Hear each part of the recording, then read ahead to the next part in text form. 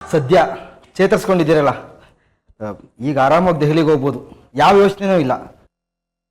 ಡೆಲ್ಲಿಗ? ಯಾಕೆ ಮಾವ? ಯಾಕೆ ಚಂದನ್ ಹೀಗೆ ಕೇಳ್ತಾ ಇದೆಯಾ? ನಮ್ಮ ಹೊಸ ಪ್ರಾಜೆಕ್ಟ್ ಮರ್ತೋಯ್ತಾ? ಎಂಗೇಜ್ಮೆಂಟ್ ಸಂಭ್ರಮದಲ್ಲಿ ಎಲ್ಲ ಮರ್ತ್ಬಿಟ್ಟಿದ್ಯಲ್ಲ? ಹೌದಲ್ವಾ, ಆ ಮೀಟಿಂಗ್ ನಿಜವಾಗ್ಲೂ ಮರ್ತೋಯ್ತು ಮಾವ. ಒಂದು ಕೆಲಸ ಮಾಡಿ, ಆ ಮೀಟಿಂಗ್ ನೀವೇ ಅಟೆಂಡ್ ಮಾಡಿ, ಇಲ್ಲಾಂದ್ರೆ ಕ್ಯಾನ್ಸಲ್ ಮಾಡಿಬಿಡಿ. ಏನ್ ಚಂದು ಹೀಗೆ ಹೇಳ್ತಿದ್ಯಾ? ಹುಡುಗಾಟ ಆಡ್ತಿಲ್ಲ ತಾನೇ? ಇಲ್ಲ ಮಾವ, ತುಂಬ ಸೀರಿಯಸ್ ಆಗಿ ಹೇಳ್ತೀನಿ. ಅಮ್ಮನ್ನ ಈ ಸ್ಥಿತಿಲಿ ಬಿಟ್ಟು ನಾ ಎಲ್ಲೂ ಹೋಗಲ್ಲ. ಅಮ್ಮನ ಬೆಡ್ ರೆಸ್ಟ್ ಮುಗಿಯೋ ತನಕ ನಾನು ಬೇರೆ ಯಾವ ಕೆಲಸನೂ ಮಾಡಲ್ಲ.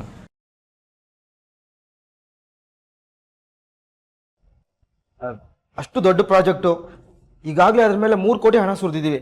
ನಾವೇನಾದ್ರೂ ಹೋಗ್ಲಿಲ್ಲ ಅಂದರೆ ಆ ಹಣ ಕೈ ಬಿಟ್ಟು ಹೋಗುತ್ತೆ ಅಷ್ಟೇ.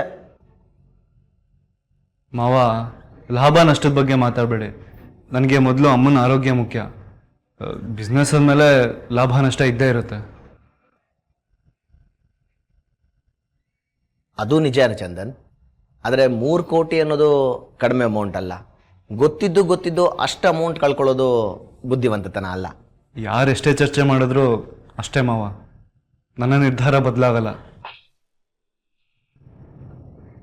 ಅಮ್ಮ ಪೂರ್ತಿ ಹುಷಾರಾಗೋ ತನಕ ನಾ ಎಲ್ಲಿಗೂ ಹೋಗಲ್ಲ. ಚಂದು ಹಠ ಮಾಡಬೇಡ. ನನ್ಗೇನು ಆಗಿಲ್ಲ, ನಾನು ನೋಡ್ಕೋತೀನಿ. ನಾವೆಲ್ಲ ಇಲ್ವಾ ಚಂದು? ಪ್ಲೀಸ್ ದಯವಿಟ್ಟು ಎಲ್ಲ ಸುಮ್ಮನೆ ಇರಿ. ನಾನು ಹೋಗಲ್ಲ ಅಂತ ತೀರ್ಮಾನ ಮಾಡಿದ್ದೀನಿ ಅಂತ ಹೇಳಿದ್ನಲ್ಲ.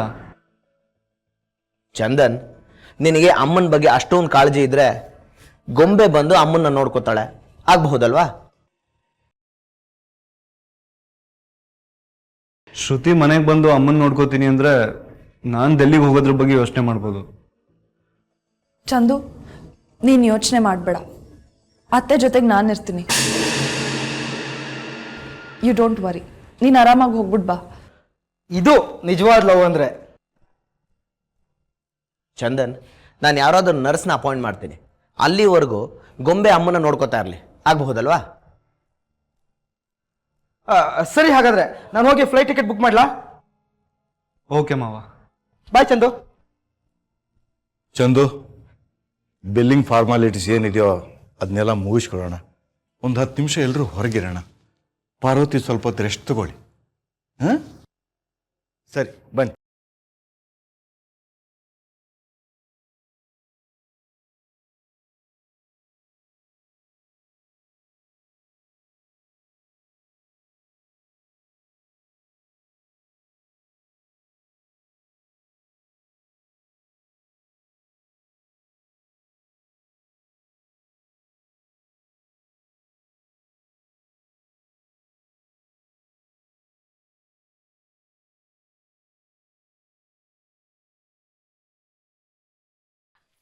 ನನ್ನ ಮಗಳನ್ನ ನಿನ್ನ ಸೇವೆ ಮಾಡೋದಕ್ಕೆ ನಿನ್ನ ಮನೆಗೆ ಕರ್ಕೊಂಡು ಹೋಗೋ ಕಾರಣಕ್ಕೆ ಗೆದ್ದೆ ಅನ್ಕೋಬೇಡ. ನಿಜವಾದ ಆಟ ಶುರು ಆಗೋದು ಈಗ. ಕಲ್ಪನಾ,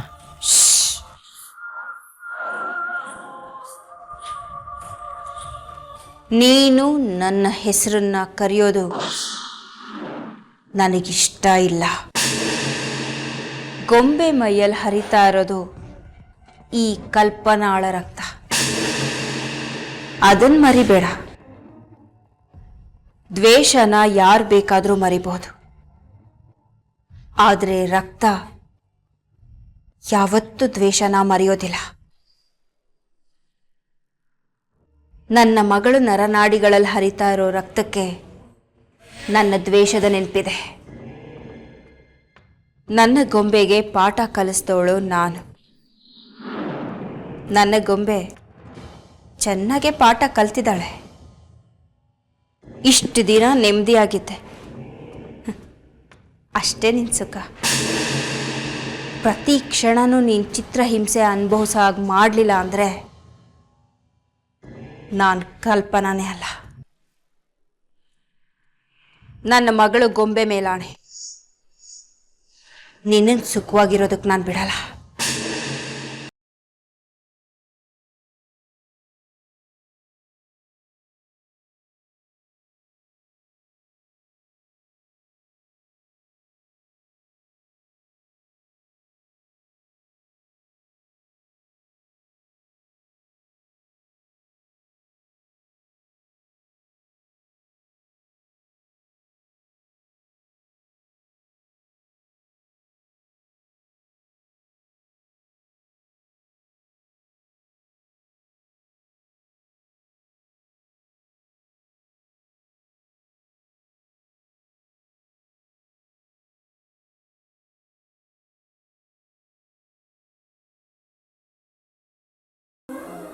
ಅಕ್ಕ, ಆಕಾಶ ತಲೆ ಮೇಲೆ ಬಿದ್ದಂಗೆ ಯಾಕೆ ಕೂತಿದ್ಯಾ? ಹೋಗ್ತಿರೋದು ಯಾರ್ದೋ ಮನೆಗಲ್ವಲ್ಲ, ನಿನ್ನ ತಾತನ ಮನೆಗೆ. ಆ ಮನೆಗೆ ಹೋಗೋದು ದೊಡ್ಡ ವಿಷಯ ಅಲ್ಲ, ಆದರೆ ಅಲ್ಲಿಗೆ ಹೋಗಿ ನಾನು ಏನು ಮಾಡಲಿ? ನನಗೇನೂ ಗೊತ್ತಿಲ್ಲ. ನಿಂಗೆ ಬರಲ್ಲ ಅಂದ್ರೇನು? ನಿನ್ನ ತಂಗಿ ನನಗೆ ಬರುತ್ತಲ್ಲ. ಹೆಂಗಿದ್ರು ಫೋನ್ ಕೊಡ್ಸಿದ್ಯಾ. ಈ ಫೋನ್ಗೆ ಇಷ್ಟು ದಿವಸ ಯಾರೂ ಫೋನೇ ಮಾಡಿಲ್ಲ. ನೀನು ಅಲ್ಲಿ ಹೋಗ್ಬಿಟ್ಟು ನಿನ್ಗೇನಾರ ಮಾಡಬೇಕು ಅಂದಾಗ ನಾನು ಫೋನ್ ಮಾಡು, ನಾನು ಹೇಳ್ತಾ ಹೋಗ್ತೀನಿ, ನೀನು ಮಾಡ್ತಾ ಹೋಗು, ಅಷ್ಟೇ. ನೀನು ಹೇಳ್ದ ಸುಲಭ ಅಲ್ಲ. ಅದೇನೋ ಹೇಳ್ತಾರಲ್ಲ, ಗಣಪನ್ ಮಾಡೋದಕ್ಕೆ ಹೋಗಿ ಅವ್ರ ಅಪ್ಪನ್ ಮಾಡಿದ್ರು ಅಂತ, ಹಾಗಾಗತ್ತಷ್ಟೆ. ಅಕ್ಕ, ನೀನು ಯಾಕೆ ಅಷ್ಟೊಂದು ಯೋಚನೆ ಮಾಡ್ತಿದ್ಯಾ? ಅಡುಗೆ ಮಾಡೋದ್ರೇನು ಬ್ರಹ್ಮವಿದ್ಯೆ ಅಲ್ಲ. ಅತ್ತೆ ಸೇವೆ ಮಾಡೋ ಭಾಗ್ಯ ಎಲ್ಲ ಸೊಸೆಯಂದ್ರಿಗೂ ಅಷ್ಟು ಸುಲಭವಾಗಿ ಸಿಗಲ್ಲ. ಅತ್ತೆನಾ ನಿಮ್ಮಮ್ಮ ಅನ್ಕೋ, ಅಷ್ಟೇ, ಎಲ್ಲ ಸರಿ ಹೋಗುತ್ತೆ. ನೀನೇನೇ ಹೇಳು ಚಿನ್ನು, ಅತ್ತೆ ಮನೆಗೆ ಹೋಗ್ಬೇಕು ಅಂದ್ರೆ ನನಗೆ ಹೊಟ್ಟೆ ಒಳಗಡೆ ಚಿಟ್ಟೆ ಹಾರಾಡ್ದಂಗೆ ಆಗತ್ತೆ. ಅಕ್ಕ, ನೀನೇ ಯೋಚನೆ ಮಾಡು. ನೀನು ಕುಮಾರ ಅಮ್ಮನಿಗೆ ಹುಷಾರಿಲ್ಲ, ಅವ್ರ ಅಮ್ಮನ ನೋಡ್ಕೊಳ್ಳೋ ಜವಾಬ್ದಾರಿ ನಿಂದಲ್ವಾ? ನೀನು ಹಂಗೆ ನಿನ್ನ ರಾಜ್ಕುಮಾರ್ಗೆ ಸಂತೋಷ ಆಗುತ್ತೆ ಹೇಳು?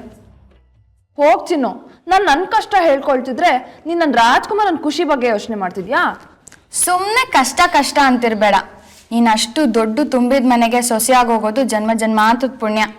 ನೀನು ಹೇಳೋದು ಸರಿ, ನಾನು ಹೋಗೋದು ಸರಿ, ಆದರೆ ನಿನ್ನನ್ನು ಬಿಟ್ಟು ಹೋಗ್ಬೇಕಲ್ವಾ ಚಿನ್ನು? ಅಕ್ಕ, ಅವ್ರ ಮನೆ ದೂರ ಇಲ್ವಲ್ಲ. ನಿಂಗೆ ಬೇಕಾದಾಗ ಗಾಡಿ ಎತ್ಕೊಂಡು ಬರ್ಬೋದು, ಬೇಕಾದಾಗ ಫೋನ್ ಮಾಡ್ಬೋದು ಅಲ್ವಾ? ಸರಿ.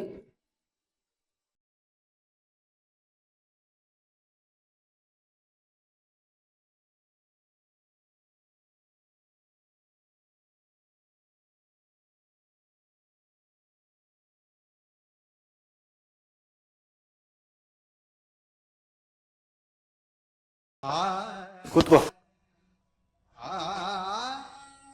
ಡಾಕ್ಟ್ರ್ ಏನೇ ಹೇಳಿದ್ದಾರೆ ಜ್ಞಾಪಕ ಇದೆ ತಾನೆ? 6 ತಿಂಗಳು ಈ ಬೆಡ್ಡಿಂದ ಎದ್ದೊಳಂಗಿಲ್ಲ, ಈ ರೂಮಿಂದ ಆಚೆ ಬರಂಗಿಲ್ಲ. ಓಕೆ? ಹೋಗೋ ಡಾಕ್ಟ್ರ್ ಹೇಳ್ತಾರೆ ಅಂತ ಅವ್ರು ಹೇಳ್ದಂಗೆಲ್ಲ ಕುಣಿಯೋಕ್ಕಾಗುತ್ತಾ? ರೆಸ್ಟ್ ತಗೋಬೇಕು ತಾನೆ, ತಗೊಂಡ್ರಾಯ್ತು. ಅಮ್ಮ, ನೀನ್ ನನ್ನ ಜೊತೆ ಹುಡುಗಾಟ ಆಡ್ತಿದ್ಯಾ? ಈ ವಿಷಯದಲ್ಲೆಲ್ಲ ನೀನ್ ತಮಾಷೆ ಮಾಡಬೇಡ. ಇನ್ನು ಆಸ್ಪತ್ರೆಯಿಂದ ಮನೆಯೊಳಗೆ ಈಗ ಕಾಲಿಟ್ಟಿದ್ಯಾ, ಆಗ್ಲೇ ತಗಾದೆ ತೆಗಿತಿದ್ಯಾ? ನಿನ್ನನ್ನು ಹೇಳೋರು ಕೇಳೋರು ಯಾರು ಇಲ್ಲ ಅನ್ಕೊಂಡಿದ್ಯಾ? ನಗ್ಬೇಡ ನೀನು. ಯಾಕೆ ನಗ್ತಾ ಇದೀಯಾ? ಕೋಪ ಯಾಕೆ ಮಗನೇ ನಿನಗೆ?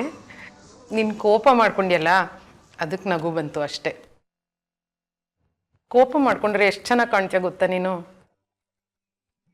ಪ್ಲೀಸ್. ಎಲ್ಲ ಎಷ್ಟೊಂದು ಬದಲಾಗೋಯ್ತಲ್ಲ ಚಂದು. ನಿನ್ನೆ ಮೊನ್ನೆ ಇನ್ನು ನೀನು ಅಂಬೆಗಾಲಿಟ್ಟು ನಡೆಯೋದನ್ನ ಕಲಿತೆ. ಮೊನ್ನೆ ಇನ್ನು ನಿನಗೆ ಉಪ್ಪು ತುಪ್ಪ ಕಲಸಿ ಚಂದಮ್ಮಮ್ಮನ್ ತೋರಿಸ್ತಾ ತಿನ್ಸಿದ್ ನೆನಪಿದೆ. ಸ್ಕೂಲ್ಗೆ ಹೋಗಲ್ಲ ಅಂತ ಹಠ ಮಾಡ್ತಾ ಇದ್ದಿದ್ ಮಗುಗೆ ಚಾಕ್ಲೇಟ್ ಕೊಟ್ಟು ಸ್ಕೂಲಿಗೆ ಕಳಿಸ್ತಾ ಇದ್ದಿದ್ ನೆನಪಿದೆ. ಹೀಗೆ ನೋಡಿದ್ರೆ ನನ್ನ ಮಗುನೇ ಬೆಳೆದು ಮಗ ಆಗಿ ನನ್ನ ಮೇಲೆ ರೇಗ್ತಾ ಇದ್ದಾನೆ ಅಂದ್ರೆ ನಂಬೋಕೆ ಆಗ್ತಾ ಇಲ್ಲ ಚಂದು. ನನ್ನ ಮಗ ನನ್ನನ್ನೇ ಮಗು ತರ ಟ್ರೀಟ್ ಮಾಡ್ತಾ ಇದ್ದಾನೆ. ಹೌದು, ಇವತ್ತಿಂದ ನೀನು ನನಗೆ ಚಿಕ್ಕ ಮಗುನೆ. ಓಕೆ? ನಾನು ಹೇಳ್ದಾಗೆ ಕೇಳಬೇಕು. ಆಯ್ತು ತಂದೆ. ಚಂದನ್, ಟಿಕೆಟ್ಸ್ ಎಲ್ಲ ಬುಕ್ ಆಗಿದೆ. ನಾನು ಪೇಪರ್ಸ್ ಎಲ್ಲ ರೆಡಿ ಮಾಡ್ಕೊಂಡಿದ್ದೀನಿ. ಬಾಕಿ ಇರೋದು ಅಂದರೆ ನಾನು ನಿನ್ನ ಹೊರಡೋದು ಒಂದೇ. ರೆಡಿ ತಾನೆ? ನನಗೇನು ಮಾಡಬೇಕು ಅಂತಲೇ ಗೊತ್ತಾಗ್ತಿಲ್ಲ ಮಾವ. ಅಲ್ಲ, ನೀವು ಒಬ್ಬರೇ ಹೋಗಿ ಮ್ಯಾನೇಜ್ ಮಾಡೋಕ್ಕಾಗಲ್ವಾ? ನೀವೇ ಹೇಳಿ, ಅಮ್ಮನ್ನ ಈ ಸ್ಥಿತಿಲಿ ಬಿಟ್ಟು ಹೇಗೆ ಬರೋಕ್ಕಾಗತ್ತೆ? ಚಂದನ್, ಆಗಲೇ ಹೊರಡ್ತೀನಿ ಅಂತ ಹೇಳ್ದೆ, ಈಗಾಗಲೇ ಮನಸ್ಸು ಚೇಂಜ್ ಮಾಡ್ಕೊಂಡಿದ್ಯಾ? ಹಿಂಗಂದ್ರೆ ಹೆಂಗೆ? ನೀನೇ ಬರಲ್ಲ ಅಂದರೆ ಯೋಚಿಸ್ಬೇಡ ರಂಜಿತ್, ಚಂದು ಬಂದೇ ಬರ್ತಾನೆ. ನೀನು ರೆಡಿಯಾಗಿ ಹೋಗಿ. ಥ್ಯಾಂಕ್ಸ್. ಚಂದು, ನಾವೊಂದು 2 hours ಅರ್ಲಿ ಆಗಿರಬೇಕು ಏರ್ಪೋರ್ಟ್ನಲ್ಲಿ. ನಾನೆಲ್ಲ ರೆಡಿ ಮಾಡ್ತಿರ್ತೀನಿ, ನೀನು ಬೇಗ ಬಾ. ಚಂದು, ಮೊದಲು ರೆಡಿಯಾಗು, ಹಠ ಮಾಡಬೇಡ. ಅಮ್ಮ, ನನಗೆ ಹೋಗೋದಕ್ಕೆ ಯಾಕೋ ಮನಸ್ಸು ಒಪ್ತಾ ಇಲ್ಲ. ಸುಮ್ಮನೆ ಫೋರ್ಸ್ ಮಾಡಬೇಡ. ಚಂದು, ತಾಯಿನೇ ದೇವರು ಅಂತಾರೆ, ಅದನ್ನು ಕೇಳಿಸ್ಕೊಂಡಿದ್ಯಾ. ಆದರೆ ಕರ್ತವ್ಯನೇ ದೇವರು ಅಂತಾರೆ, ಅದನ್ನು ಕೇಳಿಸ್ಕೊಂಡಿಲ್ವಾ ನೀನು? ಇದು ತುಂಬ ದೊಡ್ಡ ಕಾಂಟ್ರಾಕ್ಟು. ಇದನ್ನು ಒಪ್ಕೊಂಡ್ರೆ ಕಂಪ್ನಿಗೆ ತುಂಬ ಲಾಭ ಆಗುತ್ತೆ, ಒಪ್ಕೊಳ್ದಿದ್ರೆ ತುಂಬ ನಷ್ಟ ಆಗುತ್ತೆ ಅಂತ ನೀನೇ ಹೇಳ್ತಾ ಇದ್ದೆ. ಚಂದು, ನಿನ್ನ ನಂಬ್ಕೊಂಡು 100 ಸಂಸಾರಗಳು ಬದುಕ್ತಾ ಇವೆ. ನೀನು ನಿನ್ನ ತಾಯಿ ಬಗ್ಗೆ ಮಾತ್ರ ಯೋಚನೆ ಮಾಡಬೇಡ, ನಿನ್ನನ್ನೇ ನಂಬ್ಕೊಂಡಿರೋ 100 ತಾಯಂದ್ರ ಬಗ್ಗೆ ಯೋಚನೆ ಮಾಡು. ನನ್ನೇನೋ, ನನ್ನ ನೋಡ್ಕೊಳಕ್ಕೆ ಈ ಮನೆ ತುಂಬ ಜನ ಇದ್ದಾರೆ. ಸರಿಮಾ, ಮನಸ್ಸು ಬೇಡ ಅಂತಿದೆ, ಆದರೆ ನಿನ್ನ ಮಾತು ಹೋಗು ಅಂತಿದೆ. ಹೋಗ್ತೀನಿ. ಹೋಗ್ತೀನಿ ಅಂತ ಅನ್ಬಾರ್ದು ಅಂದ್ರೆ ಕೇಳದೇ ಇಲ್ವಲ್ಲ. ಹೋಗ್ಬಿಟ್ಟು ಬರ್ತೀನಿ ಅನ್ಬೇಕು. ಆಯ್ತಮ್ಮ, ಹೋಗಿ ಬರ್ತೀನಿ. ನನ್ನ ಒಳ್ಳೆ ಮಗು.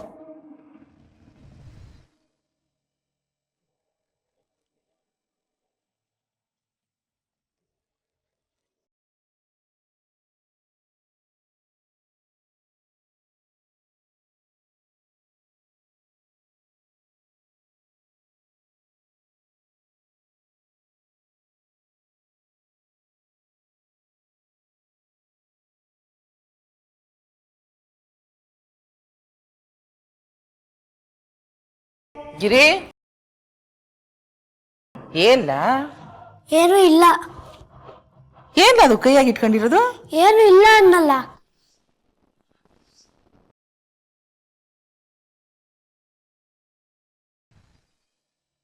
ಲೇ ಗಿರಿ, ಎಲ್ಲಿಗ್ಲ ಹೆಂಗ್ ಓಡಾಯ್ತಾ ಇದೆಯಾ? ಬಿದ್ರಲ್ಲ ಕಳಕಿಲ್ವಾ? ಚಿಕ್ಕಪ್ಪ, ನಾನು ನಿಮ್ಮನ್ನ ಹುಡುಕ್ತಿದ್ದೆ. ಯಾಕ್ಲಾ? ದುಡ್ಡು ಗಿಡ್ಡು ಏನಾರು ಬೇಕಾಯ್ತಾ? ಚಾಕ್ಲೇಟ್ ತಗತ್ತೀಯಾ? ನಂಗೇನು ಬೇಡ, ನಾನು ನಿಂಗೆ ಇದನ್ನ ತೋರ್ಸಕ್ ಬಂದೆ. ಏನ್ಲ ಇದು ಬಟ್ಟೆ ಚೂರು? ತಾತಮ್ಮ ಸತ್ತಿರುವಾಗ ತಾತಮ್ಮನ ಕೈಯಲ್ಲಿ ಈ ಬಟ್ಟೆ ಚೂರು ಸಿಕ್ತು. ಅಂದೆ, ನೀವು ಹೇಳ್ತಿರೋ ದಿಟ್ಟವಾ? ತತ್ತ ಇಲ್ಲಿ